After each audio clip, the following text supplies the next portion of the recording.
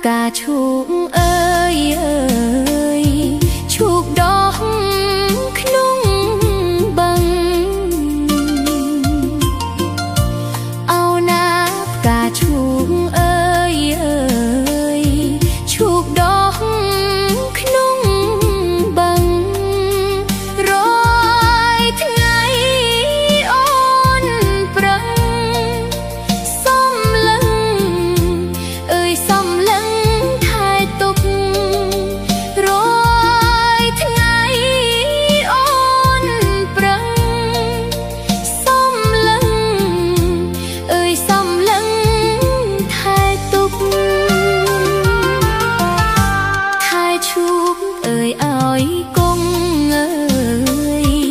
យូរលងទៅមុខថែឈូកអើយឲ្យគង់អើយយូរលងទៅមុខនាំឈូកមកទុកជាភពអើយជាភពនិស្ស័យ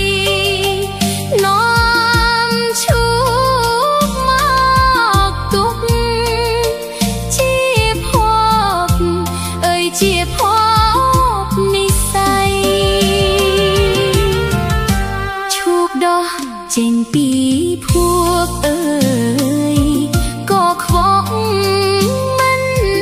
ល្អឈូកដកចេញពីភពអើយក៏ខ្វក់មិនល្អតែឈូកឈ្មោះល្អ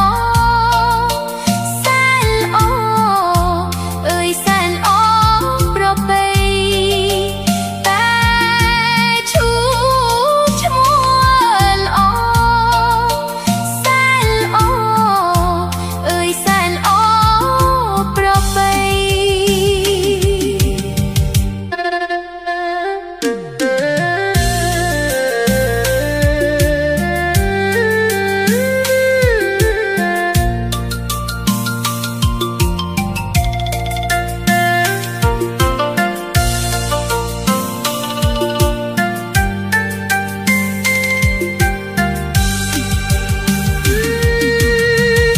ផ្កាសម្រាប់បូ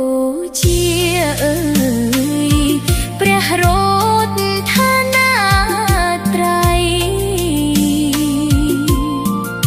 ផ្កាសម្រាប់បូជាអើ